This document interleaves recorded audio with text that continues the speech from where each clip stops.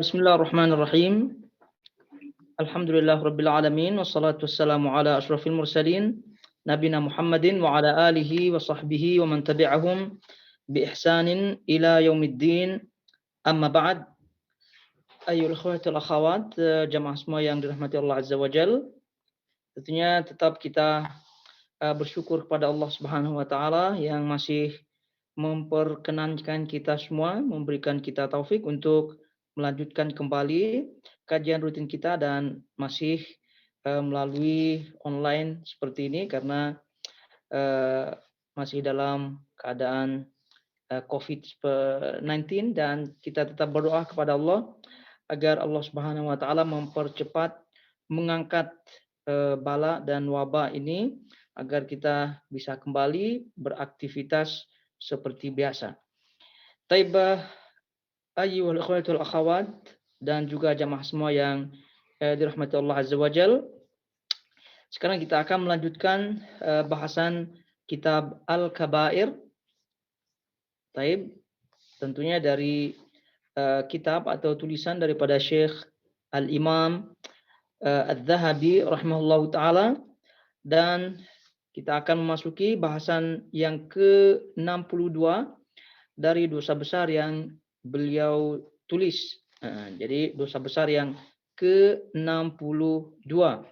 Silakan yang memiliki buku, dibuka halaman buku terjemahnya 161, halaman 161. Baik. Jadi silakan. Jadi sekarang kita baca dosa besar ke-62. Ini kata beliau rahimahullahu taala di sini, orang yang mengklaim penisbatan dirinya kepada selain bapaknya, selain orang tuanya. Nah, dan masalah ini pernah disebutkan oleh beliau rahimahullahu taala di dosa besar sebelumnya. Jadi beberapa bahasan sebelumnya kita pernah lalui juga kaitannya dengan menisbatkan diri kepada selain bapak atau juga selain kabilah. Ini pernah kita bahas juga. Tapi di dalam bab ini beliau banyak menukilkan hadis-hadis yang ada, di mana hadis-hadis ini menekankan kembali dan kita tidak ragu sama sekali bahwa permasalahan ini yaitu menisbatkan diri kepada selain bapak itu termasuk dosa besar, Oleh karena itu hendaknya orang itu hati-hati dalam masalah ini. Walaupun ya masalah ini ada sebagian di antara kaum muslimin itu menganggapnya remeh, ya. Kaum muslimin menganggapnya remeh, sebagian di antara mereka mengambil anak angkat kemudian menisbatkan anak angkat tersebut kepada dirinya.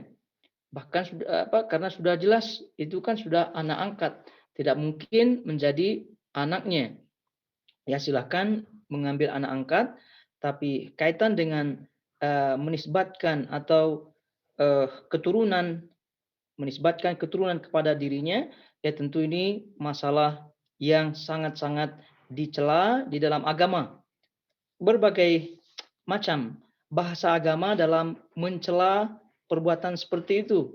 Ada yang diharamkan surga untuknya, ada yang bahasanya kafir orang seperti itu, kemudian ada bahasanya dapat laknat dari segenap makhluk Allah Subhanahu wa taala, dan tentu bahasa-bahasa seperti ini, bahasa kecaman yang luar biasa dari Allah Subhanahu wa taala, dari Rasulullah SAW, ini mengingatkan kepada kita agar tidak terjerumus ke dalam dosa-dosa besar atau dosa besar seperti ini, walaupun dianggap biasa oleh sebagian kaum muslimin. Itu pernah kita sebutkan kaitan dengan adat istiadat atau kebiasaan orang-orang kufar yang menisbatkan seorang wanita ketika telah menikah, menisbatkan dirinya atau namanya ke suaminya.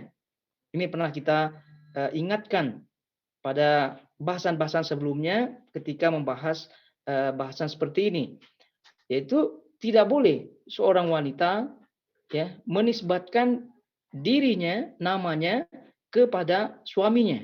Tidak boleh, dan ini termasuk ke dalam hadis-hadis yang dalam bab ini. Karena banyak ya kita melihat fakta ya. Ini semua kebiasaan orang kafir, orang kufar, orang non muslim menisbatkan seorang wanita menisbatkan dirinya kepada suaminya. Ya, kita mendengar banyak ya nama-nama terkenal ya di Amerika, di Eropa gitu yang menisbatkan ya seorang wanita, seorang istri menisbatkan kepada suaminya.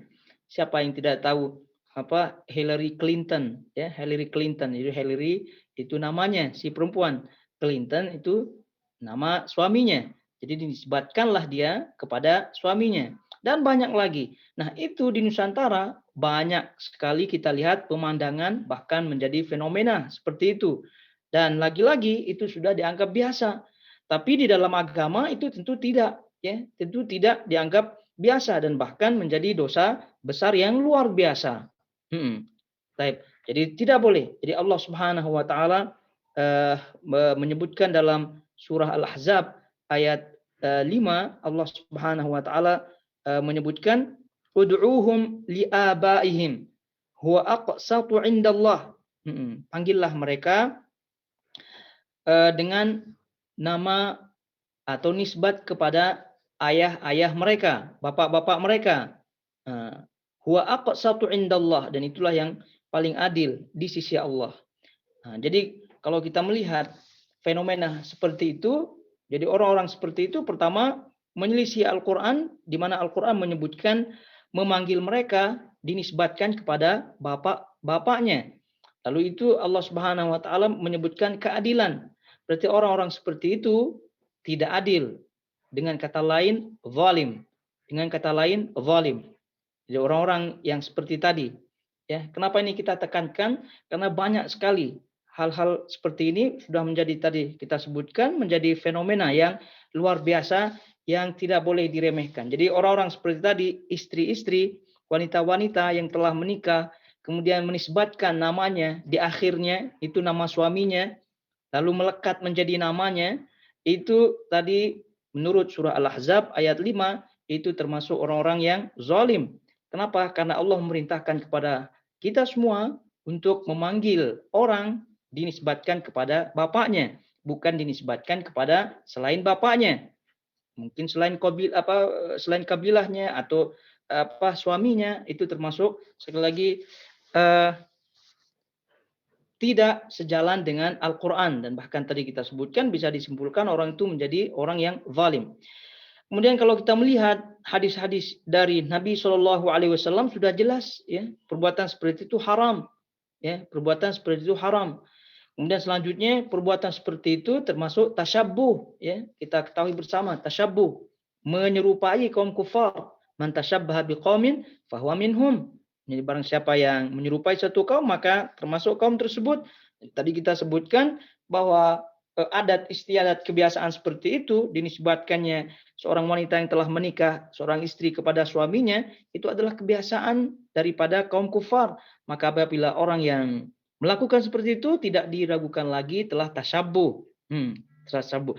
Kemudian juga pada hakikatnya kalau kita lihat seperti itu ya, perbuatan-perbuatan wanita, istri-istri yang menisbatkan kepada suaminya, itu pada hakikatnya dia telah merendahkan dirinya, ya, martabat keluarganya, ya. Itu pada hakikatnya, walaupun dia tidak mengatakan seperti itu, tidak. Tapi pada hakikatnya ya seperti itu adanya. Ya karena kalau memang bangga ya kepada keluarganya, kepada kabilahnya gitu ya, pasti dia akan menisbatkan kepada bapaknya, kepada kabilahnya, begitu. Kepada bapaknya, kepada kabilahnya. Kenapa sekarang setelah dia menikah menisbatkan dirinya kepada suaminya, menisbatkan kepada kabilah suaminya? Nah, kenapa? Berarti tidak bangga ya, tidak bangga terhadap keluarganya.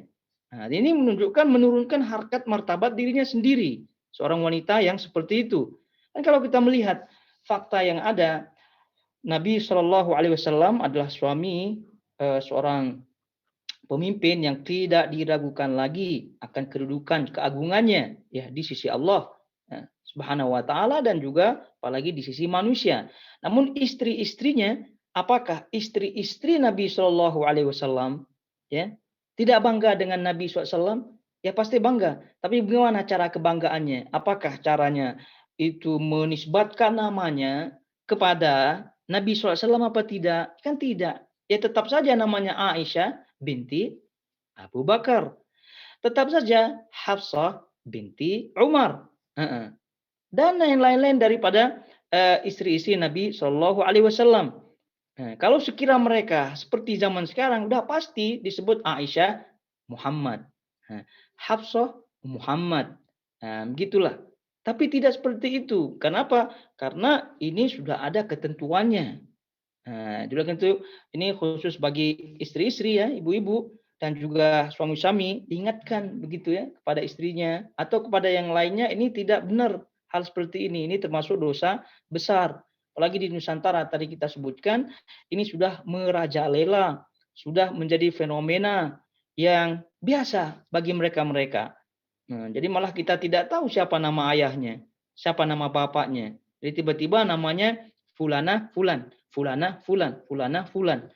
Itu betapa banyak di Nusantara ya, kita tidak sebutkan. Tapi ini sebagai contoh dan ana yakin bahwasanya antum semua itu tahu contoh-contoh seperti itu terutama di Nusantara. Baik. Sekali lagi kenapa disebutkan lagi, kita tekankan lagi seperti itu karena ini yang banyak fenomena yang ada ya di sekeliling kita terkhusus di Nusantara seperti tadi. Itu banyak penyelisihan, penyelewengan ya dalam bab ini ya. Adapun yang tidak mengakui bapaknya sebagai bapaknya, kemudian tidak mau dinisbatkan keturunan kepada bapaknya, ini ada ya, ini ada tapi tidak banyak. Ini ada tapi tidak banyak dan orang-orang seperti itu secara kebiasaan adat istiadat di Nusantara juga dikecam seperti itu. Nah, tapi yang tadi di awal, maka tadi kita tekankan di awal supaya tidak terjatuh, ya, supaya dihindari hal seperti itu, yaitu seorang istri menisbatkan namanya kepada nama suaminya. Baik, sekarang kita melihat apa yang dinukilkan kepada kita oleh Syekh Al-Imam Az-Zahabi rahimallahu taala dalam dosa besar yang ke-62 ini, bahwa orang yang mengklaim atau menisbatkan dirinya kepada selain bapaknya ini adalah termasuk dosa besar. Kata beliau rahimahullahu taala dari Sa'ad, dia berkata, Rasulullah SAW bersabda, "Man idda'a ila ghairi abihi wa huwa ya'lam annahu ghairu abihi fal jannatu alaihi haram." Barang siapa yang mengklaim, menisbatkan dirinya kepada selain bapaknya, padahal dia tahu bahwa dia bukan bapaknya, maka surga diharamkan baginya. Muttafaq alaih. Ya, hadisnya semua Bukhari Muslim, dan ini sebagai penguat bahwa masalah ini adalah masalah yang tidak bisa dianggap remeh. Tapi ini tadi disebutkan bahasa kecaman agama dalam hal ini hadis Nabi SAW adalah orang ini terancam dengan tidak masuk surga. Bahkan Nabi SAW menyebutkan fal jannatu alaihi haram. Surga baginya haram. Nah, sebelum kita baca lagi bahasa-bahasa kecaman agama dari hadis-hadis yang sahih yang beliau nukil di sini, ada disebut fal jannatu alaihi haram. Surga baginya haram. Juga bahasanya di sini kafir orang seperti ini. Kemudian bahasanya laknat Allah Subhanahu wa taala. Ini bahasa-bahasa seperti ini adalah bahasa wa'id ya, bahasa wa'id, bahasa ancaman dan kecaman, ancaman. Nah, ini tentu harus diartikan dengan pemahaman akidah berdasarkan aqidatu as-salaf ya, akidah Ahlus Sunnah wal Jamaah, bahwa hal-hal seperti ini adalah bentuknya ancaman tidak serta-merta orang itu kekal di dalam neraka. Ya, tidak langsung orang itu kafir keluar dari agama ketika telah melakukan hal ini. Ketika sekali lagi telah melakukan hal ini, tidak demikian. Namun kita ingatkan makna ancaman, wa'id, kecaman dari ayat-ayat atau hadis-hadis semisal seperti ini tadi, surga baginya haram, kemudian termasuk orang kafir, kemudian laknat Allah Subhanahu wa taala. Ini kata para ulama seperti yang disebut oleh Syekh bin Baz rahimallahu taala dan juga ulama-ulama salaf ya terdahulu, ini wa'id maknanya adalah orang-orang yang berhak mendapatkannya. Orang-orang yang berhak mendapatkannya. Ini di antara penjelasan-penjelasannya. Orang-orang yang berhak mendapatkannya. Kemudian fal jannatu alaihi haram, tidak akan masuk surga. Ini maksudnya pertama apabila menghalalkan perbuatan ini. Apabila menghalalkan perbuatan ini. Artinya sudah dinasehati namun tidak menerima, bahkan menghalalkannya, bahkan mengkampanyekannya gitu ya, mengajak orang lain untuk melakukan hal yang sama. Jadi menghalalkannya. Nah, itu baru memang betul-betul haram. Ada penjelasan lain juga bahwa yang dimaksud di sini haram maksudnya tidak masuk surga di awal ya, di awal-awal masuk surga, di awal-awal orang lain masuk surga. Mananya dia akan masuk surga tapi nanti di akhir. Dia akan masuk surga tapi nanti di akhir.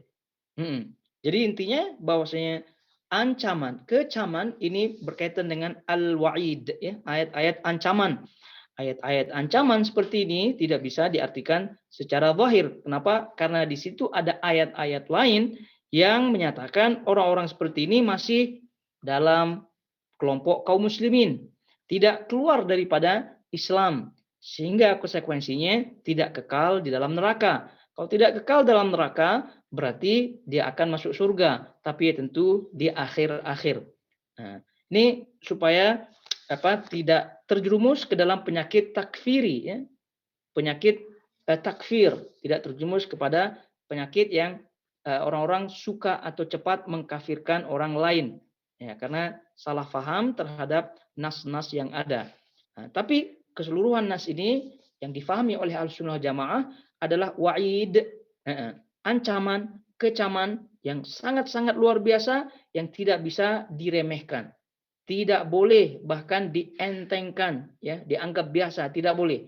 Maka itu seorang muslim apabila membaca ancaman-ancaman seperti ini, maka perbuatan-perbuatan atau seluruh amalan-amalan yang mengantarkan kepada ancaman tersebut itu hendaknya harus dijauhi sejauh-jauhnya. Apapun yang mengantarkannya, maka mereka kaum muslimin tentu tidak akan mau ya apabila memperhatikan ancaman-ancaman yang luar biasa seperti ini. Baik. Jadi tadi, man idda'a ila ghairi abihi wa huwa ya'lam annahu ghairu abihi fal jannatu alaihi haram. Barang siapa yang mengklaim menisbatkan dirinya kepada selain bapaknya padahal dia tahu bahwa dia bukan bapaknya, maka surga diharamkan baginya. Baik, itu dari sahabat Sa'ad. Kemudian dari Abu Hurairah radhiyallahu ta'ala anhu yang juga diriwayatkan oleh Imam Al-Bukhari dan juga Imam Muslim, la targhabu an abaikum faman raghiba an abihi fahuwa kufrun. Janganlah kalian membenci bapak-bapak kalian. Barang siapa yang membenci bapaknya, maka dia telah kafir. Nah, ini ayat ini berlaku umum tentunya kepada orang-orang yang menisbatkan dirinya kepada selain bapaknya.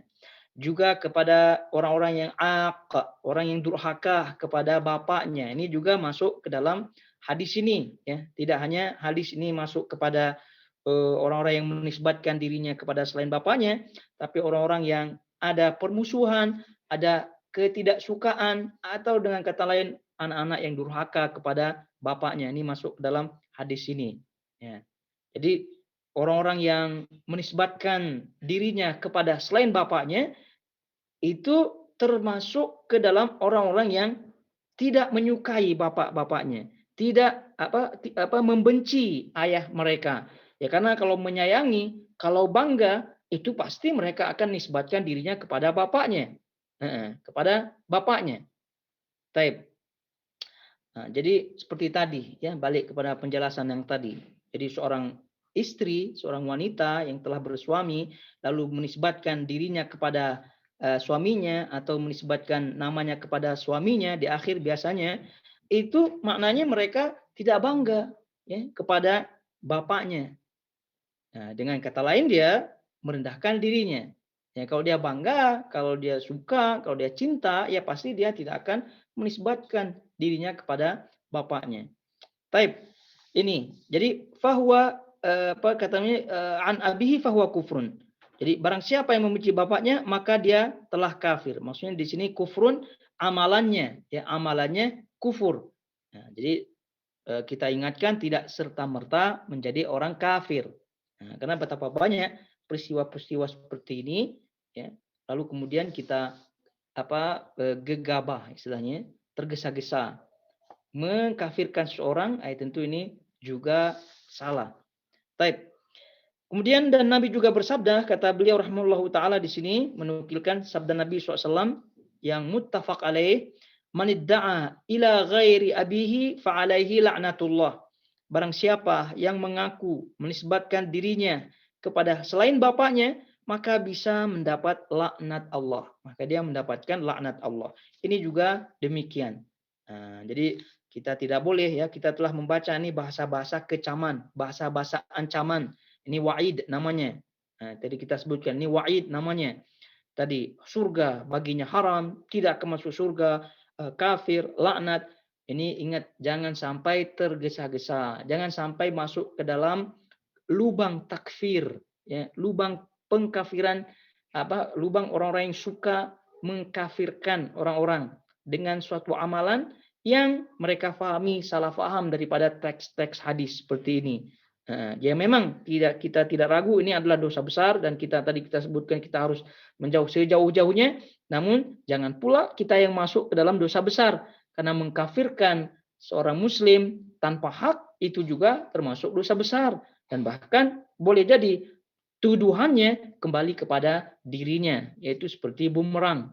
Naudzubillah min dzalik. Jadi tidak boleh kita sebut ketika kita mendapatkan sebagian orang, mungkin kawan kita dan yang lainnya itu menisbatkan dirinya kepada selain ayahnya, selain bapaknya, lalu kita sebutkan kamu laknat, terlaknat, kamu kafir, kamu tidak akan masuk surga. Ya, kita tidak seperti itu. Ya, sebutkan hadis-hadisnya, namun jangan tuduh menuduh. Ini tentu dalam rangka menasihatkan dan kalau menasihati ya tentu harus nasihat yang sehikmah-hikmah mungkin. Taib. Dan juga di situ ada hadis Nabi Shallallahu Alaihi Wasallam, hadis Nabi Shallallahu Alaihi Wasallam yang juga diriwayatkan oleh Imam Al Bukhari dan juga Imam Muslim daripada Abu Dzar, ya, daripada Abu Dzar radhiyallahu taala anhu. Ini di luar di luar buku ya.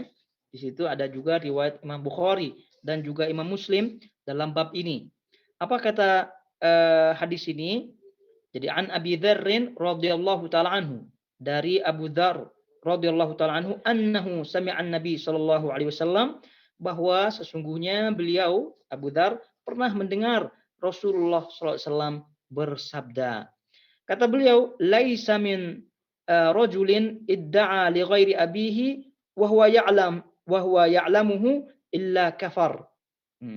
Tidaklah ada seorang yang mengklaim ya, dirinya, menisbatkan dirinya kepada selain bapaknya, tidaklah ada seorang yang menisbatkan, mengklaim, menisbatkan keturunan kepada selain bapaknya, wa huwa ya'lam, sedangkan dia tahu itu bukan bapaknya, illa kafar, kecuali orang tersebut kafir.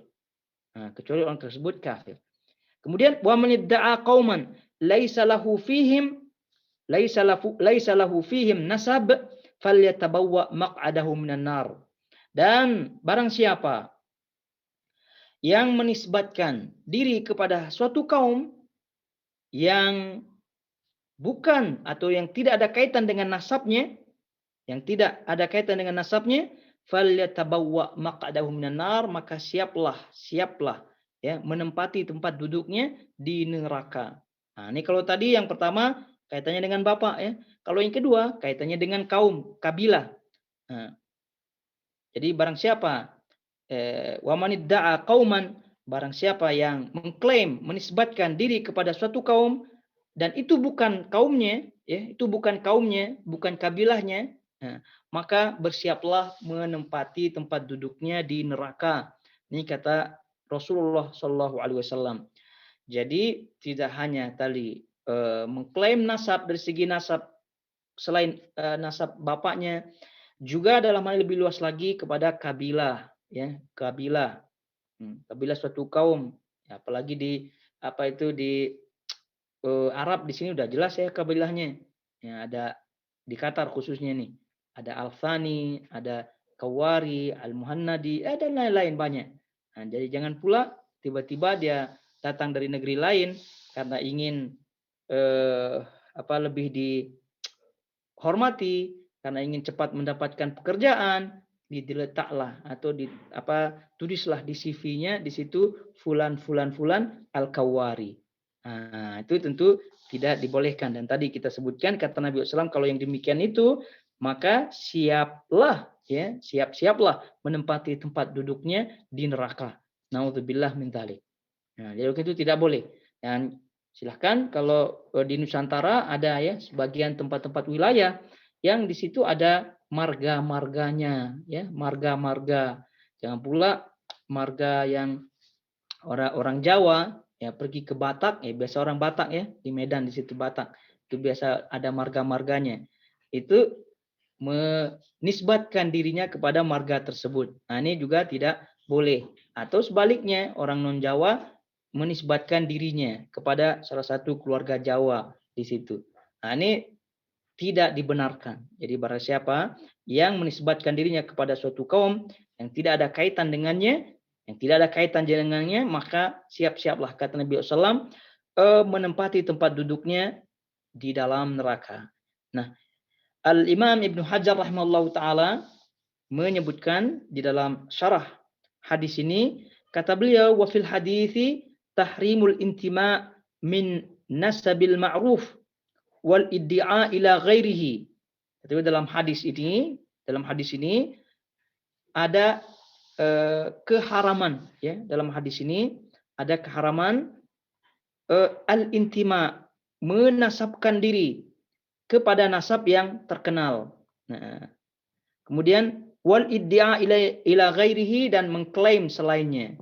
Jadi ini kata beliau dalam hadis ini haram orang menisbatkan diri kepada nasab yang terkenal. Ya mungkin tadi ya kaum-kaum kabilah-kabilah yang terkenal, jadi dia tulis di situ supaya dia ikut terkenal atau maksud-maksud yang lain. Wal iddia ila ghairi, dan mengklaimnya. Kemudian wa qayyada fil hadithi bil ilmi wala budda minhu fi halatain itsbatan wa nafyan li'anna al-ithma innama yatarattabu 'ala al-'alim bisyai'i al-mu'tamad lahu. Nah, ini kata beliau, dan ada dua hal yang perlu diperhatikan. Wala budda minhu fi halatain. Harus ada dua hal, ya. Jadi ketika ada dua hal ini, maka ancaman tersebut tetap padanya. Yang pertama, kata beliau rahimahullah taala, al-ilm, pengetahuan. Dia benar-benar tahu bahwasanya itu bukan kabilahnya, bahwasanya itu benar-benar bukan bapaknya, tahu dia.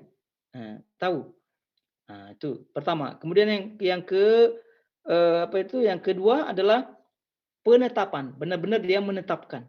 Ya, menetapkan atau menafikan. Menetapkan atau menafikan.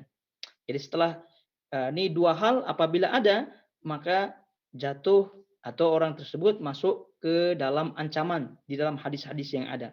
Jadi hadis-hadis yang ada ini mengklaim, menisbatkan diri kepada selain bapaknya, selain kabilahnya, ini harus memiliki dua syarat dari hadis-hadis yang ada, ya. Syarat yang pertama harus ada ilmu, artinya mengetahui, benar-benar dia tahu itu bukan bapaknya, dia tahu bukan kabilahnya. Kemudian penetapan darinya. Dia menetapkan, sukarela, begitu ya, ditetapkan.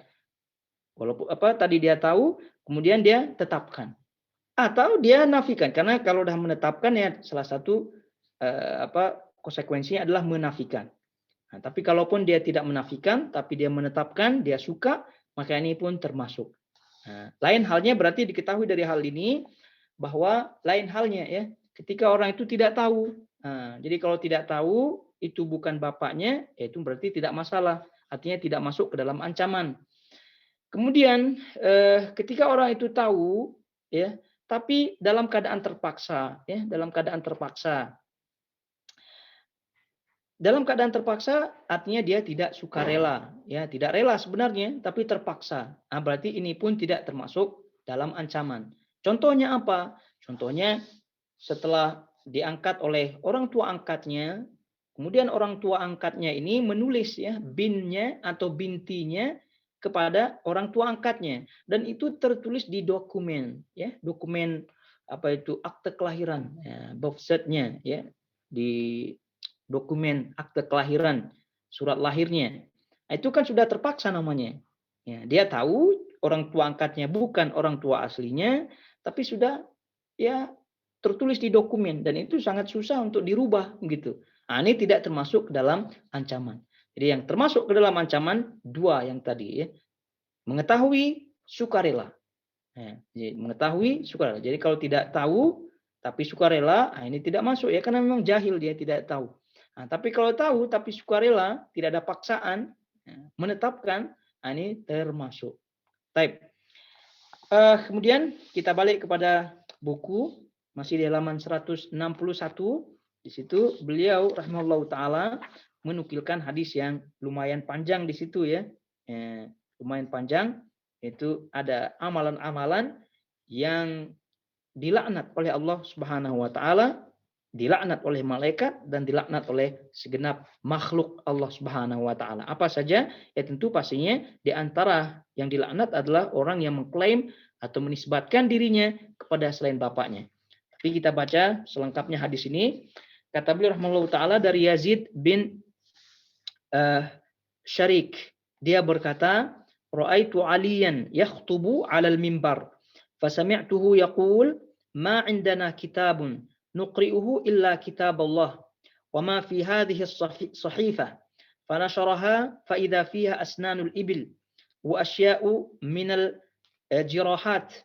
Wa fiha qala Rasulullah sallallahu al-Madinatu haram ma baina 'irin ila thawr. Faman ahdatha fiha hadathan aw awa muhdithan fa'alaihi la'natullah wal malaikati wan nasi ajma'in. La yaqbalullahu minhu yaumal qiyamati sarfan wala adlan. Dhimmatul muslimin wahidatun yas'a biha adnahum. Faman haqqara musliman fa'alaihi la'natullah wal malaikati wan nasi ajma'in. Wa man idda'a ila ghairi abih aw intama ila ghairi mawalih fa'alaihi la'natullah wal malaikati wan nasi ajma'in. La yaqbalullahu minhu yaumal qiyamati sarfan wala adlan.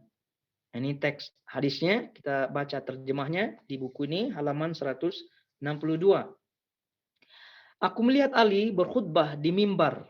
Nah, ini kata sahabat yang meriwayatkannya atau kata perawi di sini dari Yazid bin Syarik. Kata perawi di sini, aku melihat Ali berkhutbah di mimbar. Kemudian aku mendengarnya mengatakan, nah, apa kata Ali radhiyallahu ta'ala anhu? Kami tidak mempunyai kitab yang kami baca selain kitabullah dan suatu yang ada dalam sahifah lembaran ini. Kemudian beliau membuka dan ternyata di dalamnya terdapat gigi-gigi unta dan beberapa hal dari hukum-hukum luka, dan di dalamnya Rasulullah SAW bersabda. Nah, jadi ini sebelum kita baca masuk ke dalam hadisnya, ini menunjukkan bahwasanya Ali radhiyallahu taala anhu tidak diistimewakan, dikhususkan oleh Nabi SAW dengan wasiat-wasiat tertentu. Ya. Ini sebagai bantahan tentunya kepada Syiah, ya, kepada kaum Syiah yang menyatakan bahwasanya Ali itu memiliki kekhususan, memiliki keistimewaan, diistimewakan oleh Rasulullah SAW dengan diberikannya wasiat-wasiat ya tertentu yang tidak diberikan kepada sahabat-sahabat lain. Nah, ini tentu berbeda sekali ya dengan apa yang disebut langsung oleh Ali radhiyallahu taala anhu dalam hadis ini. Dan hadis ini muttafaq alaih, hadis riwayat Bukhari dan Muslim dan sangat kuat ya. Jadi sekali lagi ini bukti bahwasanya Ali radhiyallahu taala anhu tidak diistimewakan. Sama halnya seperti sahabat-sahabat yang lain. Baik, kemudian dibukalah sahifah lembaran-lembaran tersebut, maka lembaran-lembaran tersebut berbunyi dan bunyinya ya sama seperti halnya ajaran-ajaran Rasulullah SAW kepada sahabat-sahabat yang lain. Apa sabda Rasulullah SAW dalam lembaran-lembaran tersebut? Rasulullah SAW bersabda, Madinah adalah tanah haram antara Gunung Ir dan Gunung Thaur. Nah, ini tentu batasan-batasan kawasan haram di Madinah. Nah, ini tentu kawasan ini sudah ma'ruf ya di kawasan Madinah. Berarti di antara kawasan ini adalah tanah haram. Di luarnya itu tidak haram. Baik. Jadi Madinah adalah tanah haram antara Gunung Ir dan Gunung Thaur. Nah, jangan pula nanti cari-cari dan sengaja menziarahi. Ini bukan intinya. Taib Madinah adalah tanah haram antara Gunung Ir dan Gunung Thaur. Barang siapa yang berbuat kezaliman di dalamnya atau melindungi orang yang berbuat kezaliman, maka baginya laknat dari Allah, para malaikat dan semua manusia. Pada hari kiamat Allah tidak akan menerima darinya ibadah wajib dan tidak pula ibadah sunnah. Nah, tadi ini terjemahnya ini menyebutkan orang yang zalim ya. Barang siapa yang berbuat kezaliman di dalamnya atau melindungi orang-orang yang berbuat kezaliman. Ya tentu ini bahasa penerjemah ya. Kalau tidak bahasa lafaz nabinya itu menyebut faman ahdatsa fiha hadatsan. Barang siapa yang membuat hal-hal yang baru ya. Nah, ini berarti termasuk ke dalamnya bid'ah, termasuk ke dalamnya maksiat. Nah, jadi termasuk kezaliman secara umum. Tapi ada sebagian kalau disebut zalim itu terkesan maksiat saja.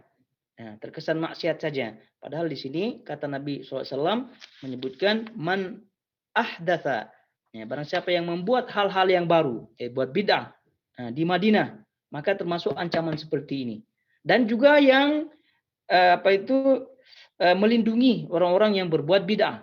Nah, jadi hadis ini tidak hanya orang-orang yang zalim versi atau pemahaman orang yang maksiat saja, tidak, tapi masuk ke dalamnya orang-orang bid'ah, ahli bid'ah juga. Ini masuk ke dalam ancaman seperti ini. Nah, jadi apa kata Nabi SAW dalam ancamannya ini? Maka baginya laknat dari Allah, para malaikat dan semua manusia. Ini laknat yang sangat luar biasa.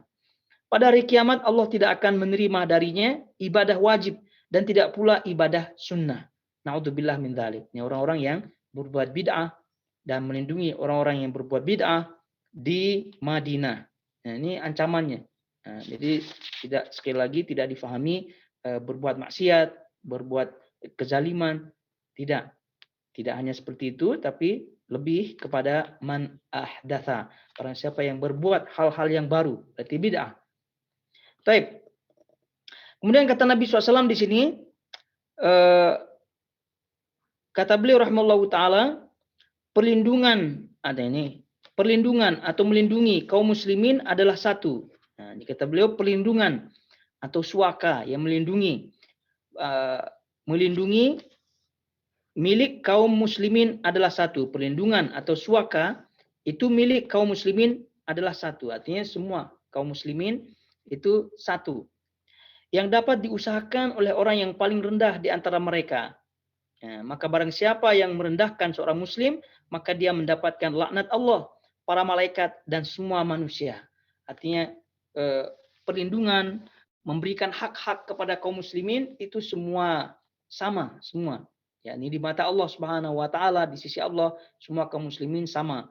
Oleh karena itu barang siapa yang merendahkan ya, satu kaum muslimin, satu orang muslim, maka dia pun mendapatkan ancaman seperti ini. Artinya tidak menolongnya, bahkan menyusahkannya, apalagi menyiksanya, naudzubillah min dzalik, maka mendapatkan ancaman seperti ini. Maka barang siapa yang merendahkan seorang muslim, maka dia mendapatkan laknat Allah, para malaikat dan semua manusia. Nah, itu kemudian selanjutnya, dan barang siapa yang mengklaim menisbatkan dirinya kepada selain bapaknya, atau menisbatkan dirinya kepada bukan walinya.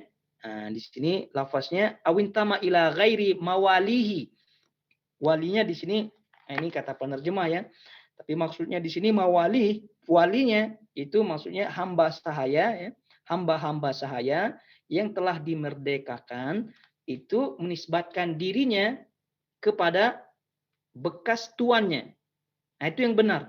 Tapi kalau ada hamba-hamba saya yang menisbatkan dirinya setelah merdeka kepada orang lain yang bukan tuannya, ini masuk dalam ancaman. Itu maksudnya.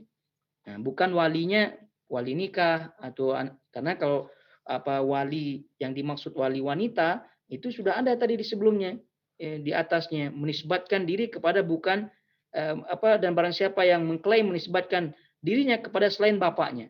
Dan wanita itu kan walinya bapaknya. Nah, itu dan kemudian atau menisbatkan diri kepada bukan walinya, ini kepada hamba-hamba ya, hamba-hamba sahaya yang telah dimerdekakan, lalu mereka dinisbatkan ya kepada bekas tuannya. Nah, ini kalau ada hamba-hamba sahaya yang setelah merdeka lalu menisbatkan dirinya kepada selain tuannya, nah ini masuk ke dalam ancaman. Oleh karena itu kita dengar ya banyak perawi-perawi hadis yang dinisbatkan kepada bekas tuannya. Ya contoh yang masyhur sekali ya adalah Nafi'. Nafi' ini adalah seorang tabi'in yang masyhur sekali sehingga termasuk bagian daripada perawi hadis yang sangat-sangat thiqah begitu. Jadi kalau ada hadis daripada Nafi', maka itu termasuk hadis yang sahih dari Nabi SAW. Ya, terutama periwayatan yang bersilsilah Imam Malik ya. Imam Malik yang meriwayatkan daripada Nafi', kemudian meriwayatkan kepada Ibnu Umar dari Rasulullah SAW. Ini silsilah zahabiyah kata para ulama. Ini silsilah periwayatan emas karena semuanya perawi-perawinya luar biasa. Ya, daripada Imam Malik. Ya, Imam Malik dapat dari Nafi'. Nafi' dapat daripada Ibnu Umar. Ibnu Umar dapat daripada Nabi SAW. Nah, ini silsilah zahabiyah. Nah, poinnya adalah si Nafi' ini, ya perawi yang luar biasa ini, seorang tabi'in yang mendapatkan hadis daripada Ibnu Umar, ini bekas hamba dari Ibnu Umar. Nafi' ini adalah bekas hamba daripada Ibnu Umar. Maka beliau pun disebut Nafi' Maula Ibnu Umar. Nafi' Maula Ibnu Umar. Nafi' bekas hamba Ibnu Umar.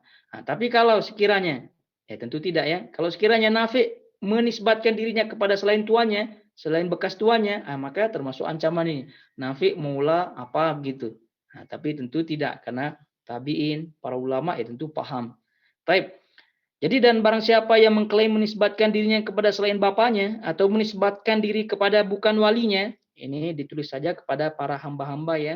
Ini hamba-hamba saya, budak ya. Pada hamba saya, budak yang menisbatkan dirinya kepada selain tuannya. Menisbatkan dirinya kepada selain tuannya. Maka dia mendapatkan laknat Allah, para malaikat dan semua manusia. Allah tidak akan menerima amalannya. Amal wajibnya dan tidak pula amal sunnahnya pada hari kiamat. Luar biasa ancamannya. Jadi menisbatkan diri ya kepada selain bapaknya, selain bekas tuannya, majikan tuannya ya. Kemudian kabilahnya. Nah, ini mendapatkan ancaman seperti ini.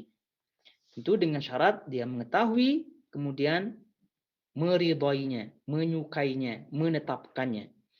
Baik, hadis yang terakhir yang beliau sebutkan di sini dan daripada Abu Dzar bahwasanya beliau telah mendengar Rasulullah SAW bersabda, "Laisa min rajulin idda'a li ghairi abihi wa huwa ya'lamuhu illa kafar.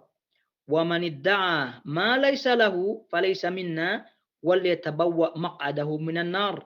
Wa man da'a rajulan bil kufri aw qala aduwwullah wa laysa kadzalika illa hara alaihi." Kata Nabi SAW daripada Abu Dzar, tidaklah seorang laki-laki yang mengaku bernasab kepada selain bapaknya, padahal dia tahu Padahal dia tahu dia bukan bapaknya, melainkan pasti dia kafir.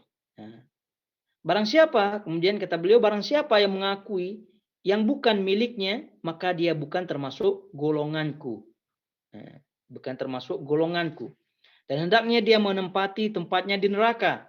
Dalam riwayat lain yang tadi kita sebutkan, itu barang siapa yang mengaku, mengklaim dirinya kabilah lain, ya, mengklaim dirinya dia dari kabilah ini, kabilah ini. Nah, ini juga termasuk yang diancam oleh Nabi SAW.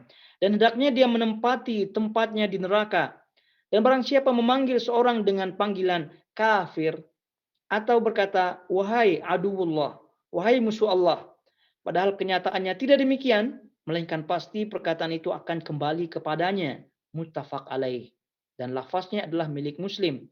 Dan makna hara dalam hadis ini adalah roja'a, kembali. Jadi ancaman-ancaman dalam hadis yang ini menunjukkan perbuatan-perbuatan di dalamnya, seperti yang disebut oleh Ibnu Hajar rahimahullahu ta'ala tadi yang kita bacakan, itu menunjukkan keharaman. Dan sekaligus menunjukkan perbuatan tersebut dosa besar dan orangnya terancam dengan ancaman yang sangat-sangat luar biasa, mengerikan ancamannya. Tadi yang mengklaim dirinya, menisbatkan dirinya kepada selain bapaknya, dah jelas. Mengklaim dirinya berkabilah fulan, termasuk juga. Nah, ini dalam ancaman yang lain ini menyebut, ya, menuduh seorang Muslim sebagai musuh Allah, seorang Muslim sebagai orang kafir, padahal dia masih Muslim. Nah, ini juga terancam. Ini kata Nabi SAW, padahal kenyataannya tidak demikian, melainkan pasti perkataan itu akan kembali kepadanya. Kembali kepadanya. Boleh jadi dia yang kafir, boleh jadi dia yang menjadi musuh Allah. Ya, ini tentu lagi-lagi di awal tadi kita sebutkan, ini adalah berkaitan dengan nas wa'id, berkaitan dengan ancaman dan kecaman, ancaman. Nah, jadi tidak bisa diartikan secara langsung begitu saja, kemudian kita malah terjerumus ke dalam hal-hal yang tidak dibenarkan dalam syariat, yaitu mentakfir, melaknat, gampang, mudah mengkafirkan, melaknat seseorang. Naudzubillah min dzalik. Tapi pastinya ini adalah wa'id, ancaman yang tidak boleh diremehkan, yang tidak boleh dianggap enteng, ya, harus dianggap berat, ya, karena ini ancaman yang luar biasa. Walaupun sebagian orang menganggap remeh dalam hal ini. Kemudian ayul khawaitul akhawat, jamaah semua yang dirahmati Allah Subhanahu wa taala. Jadi ini semua berkaitan dengan lisan, ya, berkaitan dengan lisan. Oleh karena itu nih kita harus pandai-pandai menjaga lisan. Ya, lisan juga yang mengatakan menisbatkan diri kepada ayah, kepada bapak. Lisan juga yang menisbatkan diri kepada selain ayahnya, menisbatkan diri kepada kabilahnya. Gitu. Lisan juga yang menuduh orang ini, orang itu musuh Allah, kafir, dan semua lisan juga. Oleh karena itu mari kita semua menjaga lisan, ya, menjaga lisan. Tulisan juga dalam hal ini berhukum hukum lisan, sama dengan hukum lisan. Oleh karena itu ketika orang itu menulis, misalnya, ya, menulis, jadi nisbatnya itu, ya, jangan sampai nisbat yang lain-lain, ya, nisbat kepada kabilah lain, nisbat kepada apa begitu, kalaupun nulis. Jadi ucapan dan tulisan ini hukumnya sama. Oleh karena itu benar-benar hati-hati. Kemudian berkaitan dengan nasab juga, ya, berkaitan dengan nasab, ini sering kita ingatkan, ini adalah ilmu yang harus dilestarikan, ya, ilmu yang harus dilestarikan, karena ilmu nasab istilahnya, ilmu nasab. Bagaimana bentuk ilmu nasab, ya? Mencari tahu, menulis, gitu, ya, nasab-nasabnya, menasab-nasabnya, dari nasabnya dari sebelah ayahnya, siapa paman-pamannya, siapa bibi-bibinya, gitu. Dari sebelah ibunya siapa, ditulis. Kemudian anak-anaknya siapa, kawin dengan siapa, kemudian keturunannya siapa. Itu semua perlu, dan pernah kita sebutkan, Nabi SAW menyebutkan ta'allamu min ansabikum. Jadi pelajarilah nasab-nasab kalian. Tulislah, cek nasab-nasab kalian. Yang dengannya kalian menyambung tali silaturahim. yang dengan mempelajari nasab, mengetahui nasab, kalian menyambung tali silaturahim. Nah, barang siapa yang menyambung tali silaturahim, maka rezekinya akan diluaskan, umurnya akan dipanjangkan oleh Allah Subhanahu wa taala. Nah, itu dia. Jadi oleh itu dengan adanya media-media sekarang ya di internet, jadi hendaknya itu dipergunakan sebaik-baiknya. Nah, jadi fungsinya tadi kita mengetahui nasab adalah untuk menyambung silaturahim. Jadi betapa banyak orang yang tidak tahu keponakannya, tidak tahu anak saudaranya. Nah, akhirnya karena dia tidak tahu, anak saudaranya pun tidak tahu, dia pun tidak tahu. Nah, jadi yang tadinya seharusnya hormat kepada pamannya ya, kepada pamannya. Ini tidak ada hormatnya lagi, seperti kawan-kawan biasa jadinya. Atau mungkin karena dia tidak tahu, jadi seharusnya dia lebih dibantu ya. Kalau seandainya dia mendapatkan memerlukan bantuan, tapi karena dia tidak tahu, dia mendahulukan bantuan tersebut kepada orang lain. Nah, ini akibat-akibat negatif, di antara akibat-akibat negatif karena tidak mengetahui nasab. Ya, jadi kalau mengetahui, oh ini anak saudaranya, oh ini anak pamannya, oh ini begitu. Jadi silahkan ditulis nasab-nasabnya. Ya, kalau sudah qadarullah tidak tahu nasabnya di kakeknya atau kakek-kakeknya ya, datuk-datuknya di atas tidak tahu ya qadarullah lah. Nah, jadi kalau sudah tidak tahu ya silahkan ditulis dari keturunannya dia sekarang, anak kakaknya, anak abangnya, dia kawin dengan siapa, anaknya, tulis semuanya. Nah, itu nanti diwariskan kepada anaknya, diwasiatkan kepada anaknya untuk meneruskannya, tulis lagi nanti keturunannya, tulis lagi, terus kemudian berkesinambungan, berkelanjutan. Ya, masalahnya kita di Nusantara ya, berbeda dengan Arab ya. Kalau Arab itu keumuman mereka menjaga nasabnya. Mereka tahu ya, nasab mereka yang ke-17 gitu, ke berapa belas puluh malah ya, mereka tahu karena ada catatannya atau mereka ingat, intinya diajarkan oleh bapak-bapaknya, diajarkan oleh keturunan di atasnya. Nah, dan juga yang mendukung mereka menghafal atau mencatat, intinya mereka ingat, yang mendukung mereka adalah orang-orang Arab ya, itu namanya yang ringkas-ringkas. Namanya yang ringkas-ringkas. Nah, jadi Abdullah, nama bapaknya Muhammad. Kakeknya lagi Ahmad. Segitu. Jadi potong-potongan namanya kita tahu. Tapi kalau Nusantara itu masalah. Ya. Itu panjang namanya. Gimana susah ya diingat. Susah diingat. Jadi nama anaknya panjang lagi. Kemudian nama ayahnya panjang lagi. Nama kakeknya, datuknya panjang lagi. Panjang. Ini baru selembar dah. Baru sampai keturunan yang ketiga. Ya, ketiga. Belum lagi nanti nulis saudara-saudaranya, abang-abangnya, kakak-kakaknya. Selembar saya udah ini berapa orang namanya. Jadi itu yang membuat malas. Ya, di samping juga tidak mengerti kepentingan ilmu nasab. Ya, kalau orang Arab tadi kita sebut dia mengerti, paham. Ya, sebagian ya, keumuman. Ya. Jadi kalau yang tidak tahu ya tidak jadi hukum. Ini kita berbicara Arab-Arab zaman dahulu ya. Itu mereka bangga dengan nasabnya. Jadi mengetahui kepentingan menjaga nasab. Nah, juga tadi namanya tuh pendek-pendek ya, namanya ringkas-ringkas. Ini mudah untuk ditulis. Nah, kita sudahlah tidak tahu kepentingan nasab, sudahlah tidak semangat ya, sudahlah itu nama-namanya panjang pula. Nama-nama kita nih panjang. Nah, jadi itu ini kalaupun sudah terjadi apa yang kita dapatkan dari keturunan kita tak masalah ya, kita pahami itu semua sudah takdir Allah Subhanahu wa taala untuk kita.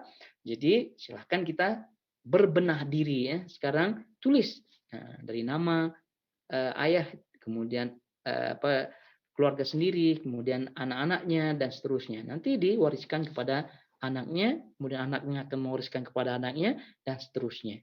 Nah, ini dalam rangka mengamalkan hadis Nabi Shallallahu Alaihi Wasallam tadi, ta'allamu min ansabikum, pelajarilah, catatlah, cek nasab-nasab kalian, kata Nabi SAW. Jadi kalau niatkan dengan niat lillahi ta'ala, dengan istilah imtithal ya, meniatkan untuk menjalankan anjuran sunnah Nabi SAW dalam hal ini, bukan untuk berbangga-bangga ya, maka insya Allah akan mendapatkan pahala biidnillahi taala. Taib. Jadi ayul akhwatul akhawat, jamaah semua yang dirahmati Allah Azza wa Jal, dengan ini akhir daripada bahasan. Jangan pernah terjerumus ya ke dalam hal-hal seperti ini, ya, terjerumus ke dalam hal-hal seperti ini, karena hal-hal seperti ini tidak diragukan lagi, ancamannya sangat dahsyat sekali. Ya, tidak hanya satu bahasa yang disebutkan oleh agama, disebutkan oleh Nabi SAW dalam ancamannya, tapi banyak sekali ancamannya. Tidak masuk surga, haram surga, kafir dia, laknat Allah dia dapatkan. Nah, ini luar biasa. Jadi seorang muslim membaca seperti ini tentu akan takut. Lalu kalau ada orang yang meremehkan, ini berarti naudzubillah min dzalik. Ini sangat kita kasihan. Dan tadi fenomena yang awal tadi kita ingatkan, fenomena seorang istri menisbatkan kepada suaminya, ini pun bermasalah. Masuk ke dalam dosa besar, masuk ke dalam tasyabuh, kezaliman, kemudian tadi seolah-olah tidak bangga kepada keluarganya sendiri, ya, lebih bangga kepada keluarga suaminya atau suaminya. Nah, ini tentu menyelisih semua. Baik, ala kulli hal, semoga Allah Subhanahu wa taala memahamkan kepada kita agama kita, dan Allah memberikan kita taufik untuk berada di atas kebenaran, mengamalkannya sehingga kita mati di atasnya. Allah ridha kepada kita. Barakallahu fikum ayul ikhwatul akhwat, jamaah semua yang dirahmati Allah Azza wa Jalla. Sampai di sini kiranya. Kalau ada pertanyaan silahkan. Baik, ini ada pertanyaan. Assalamualaikum Ustaz. Misalnya di sebuah community ada beberapa ibu namanya Warti. Nah, contoh mungkin ya. Ibu namanya Warti. Kemudian orang-orang menambah masing-masing nama suaminya di belakangnya sekedar untuk membedakan. Boleh atau tidak? Bagaimana juga, ini pertanyaan kedua, bagaimana juga dengan penyebutan Bu A, Bu B, Bu C, di mana ABC adalah nama masing-masing suaminya. Jazakallah khair. Baik, jadi hal-hal seperti ini tentu dihindari ya, dihindari, walaupun ya tidak bisa dikatakan 100% masuk ke dalam ancaman, tidak. Tapi ini adalah celah untuk masuk ke dalam ancaman. Seperti tadi ini, misal ada nama ibu, nama istri namanya Warti. Nah, kemudian orang menambah masing-masing namanya. Oke lah, Warti ini bersuami Muhammad, berarti Warti Muhammad. Nah, gitu. Ini Warti Muhammad. Ini niatnya apa? Untuk membedakan. Boleh atau tidak? Kita sebut tidak. Ya. Kenapa tidak? Ya karena untuk menutup celah, itu saja ya. Untuk menutup celah. Lalu bagaimana solusinya? Ya sebut saja anaknya. Begitu saja. Ibu Warti. Warti yang mana? Oh, ibunya, ibu, misal nama anaknya Ali. Ibu Ali. Atau kunyah saja, tidak masalah. Ummu Ali. Nah, tapi mungkin itu terlalu eksklusif ya bagi mereka. Sebut saja ibunya Ali, Ibu Ali. Atau sebut saja istri. Nah, Warti yang mana? Istri Muhammad, istri Ali, istri Syekh Sulaiman. Nah, gitu. Jangan sebut Warti Muhammad, Warti Ali. Nah, ini yang tadi kita sebutkan mirip-mirip tasyabuh jadinya ya, mirip tasyabuh. Walaupun niatnya seperti ini. Jadi jawabannya boleh apa tidak? Kita jawab tidak. Ya, walaupun niatnya untuk membedakan. Ya, karena kita mana tahu niatnya itu membedakan apa tidak. Nanti jadi kebiasaan, jadi terjatuh kepada hal-hal ancaman seperti tadi, seperti orang-orang musyrik. Seperti orang musyrik. Mungkin saja orang-orang kafir itu mengatakan dirinya tadi Hillary Clinton. Ya mungkin supaya dia dibedakan, mungkin namanya niatnya juga. Ini wallahu alam. Jadi seperti ini hendaknya dihindari. Kemudian bagaimana juga dengan penyebutan Bu E, Bu C, ini adalah nama masing-masing suaminya. Pun sama juga. Sama juga. Ini seharusnya kalau nama Bu, Ibu berarti seharusnya anaknya ya. Seharusnya anaknya. Nah, jadi kalau mau diganti bunya menjadi istri. Nah, istri Fulan, istri Pak Fulan, istri. Jangan Bu Fulan, Bu Fulan, Bu Fulan. Nah, ini Lain halnya dengan ini kaitannya karena ini sudah ada ancamannya dari Nabi SAW ya. Lain halnya ketika istri memanggil suaminya bang, abang gitu. Atau istri memanggil suaminya abi. Nah, gitu. Itu cerita lain ya. Cerita lain karena itu kata para ulama panggilan sayang. Seperti Syekh Utsaimin rahimahullahu taala membolehkan ya karena itu panggilan sayang untuk dirinya. Nah, untuk dirinya dan orang-orang tahu gitu. Nah, itu bukan abangnya. Tapi kalau yang ini karena sudah ada hadis-hadisnya menisbatkan. Ini namanya menisbatkan. Ya, menisbatkan maknanya menyandarkan gitu. Jadi kalau disebut nanti Bu Muhammad atau Bu Ali nah, gitu atau Bu siapa. Nanti dipikirnya apa? Itu anaknya. Nah, itu. Jadi ala kulli hal-hal seperti ini sebenarnya bisa dihindari ya, bisa dihindari atau bisa memakai hal-hal yang lebih bagus lagi malah.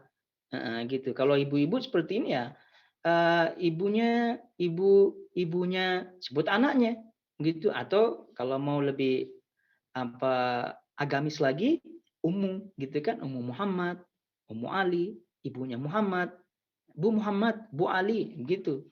Nah, jangan pula suaminya namanya Muhammad terus kemudian Bu Muhammad, tidak. Nah, jadi ini setelah kita kajian seperti ini hendaknya kita rubah ya kebiasaan seperti itu. Nah, sekali lagi beda halnya antara panggilan suami istri ya. Panggilan suami istri tadi ada sebagian istri memanggil suaminya Mas gitu kalau orang Jawa biasanya. Atau abang. Nah, atau abi. Nah, itu boleh, itu tidak masalah. Ini lain kaitannya dengan bahasan yang ini. Baik, paham insyaallah ya. Itu kiranya kemudian ini ada pertanyaan.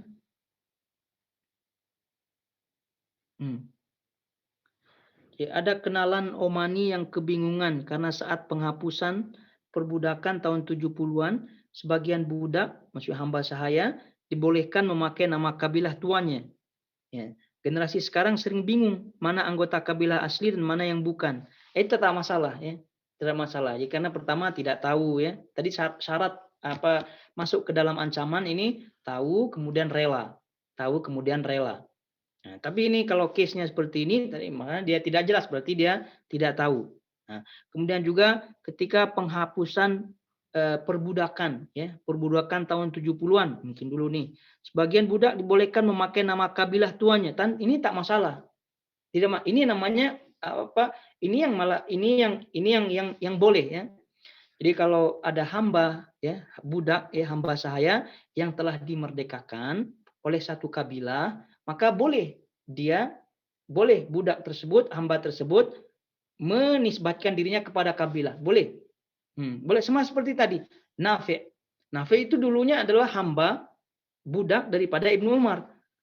Setelah dimerdekakan oleh Ibnu Umar, jadi Nafi disebut Nafi Maula Ibnu Umar.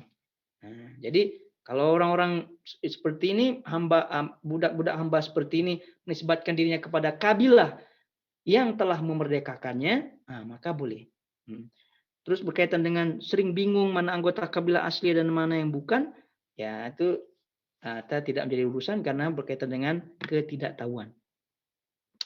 Taib, itu saja ilmu akhwat semuanya. Semoga ya jelas ya dan bisa diamalkan. Jadi kebiasaan-kebiasaan yang sekira masuk celah ke dalam hal-hal yang tidak dibenarkan seperti tadi nisbat ini, bu fulan, dan seterusnya, mau niatnya membedakan, mau niatnya itu selama ada solusi ya, dan itu alhamdulillah ada solusi sebenarnya. Maka pilih solusinya. Ya, pilih solusinya. Sebut istri fulan, sebut bu fulan, anaknya gitu maksudnya, bukan suaminya. Taib. Wassallallahu ala nabiyina Muhammad wa ala alihi wa sahbihi wasallam. Subhanakallahumma wa bihamdik asyhadu an la ilaha illa anta astaghfiruka wa atubu ilaik. Wassalamualaikum warahmatullahi wabarakatuh.